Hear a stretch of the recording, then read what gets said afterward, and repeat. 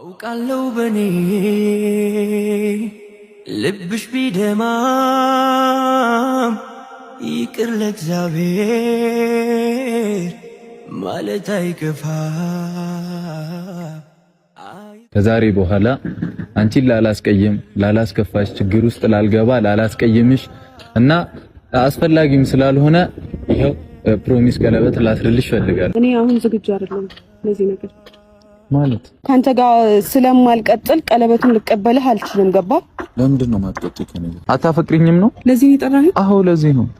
እኔና አንቺ ውስጥሽ ላይ ያለ ቅሬታ ካለ ለዛ ከሆነ በጣም ይቅርታ፣ ፍላጎትህን ላሳካ አልችልም። ሌላ ነገር የለም። ደስታህን እያደፈረስኩት አይደለም። ደስታህን እያደፈረስኩት አይደለም። የተፈጠረ ነገር አለ ይሄ ሁሉ ዳር እኮ አላፈቅርህም በኛ አላፈቅርህም በኛ።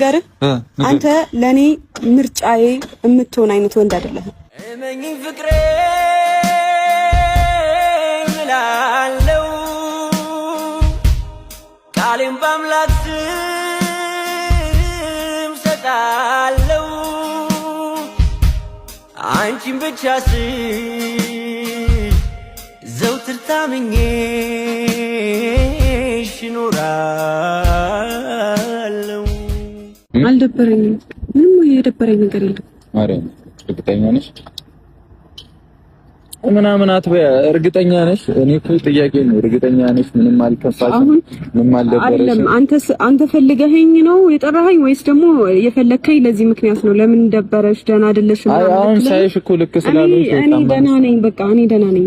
ውስጤ ጥሩ ነገር እየተሰማኝ ካልሆነ ማሳየት አልችልም። በቃ እኔ ፊቴ ላይ ደስተኛ ሳልሆን ደስተኛ መሆን ስለማልችል ስለሚያስታውቅብኝ ይሆናል። ለዛ ይሆናል። ግን ምክንያትሽ ምናምን ብለን እንዳትጠይቀኝ። እኔ ምንም አይነት ምክንያት የለኝም። ደስተኛ መሆንም አለመሆንም ደግሞ ምክንያት ይፈልጋል ብዬ አላስብም። አንዳንዴ ከመሬትም ተነስተ ደስተኛ ላትሆን ትችላለህ። ካንተ ጋር ምንም የሚገናኝ ነገር የለም፣ ወይም ደግሞ ካለፈ ህይወት ጋር ምንም የሚገናኝ ነገር የለም። እኔ በራሴ ምክንያትና ብዙ እንትኖች ስላሉብኝ ነው የደበረኝ።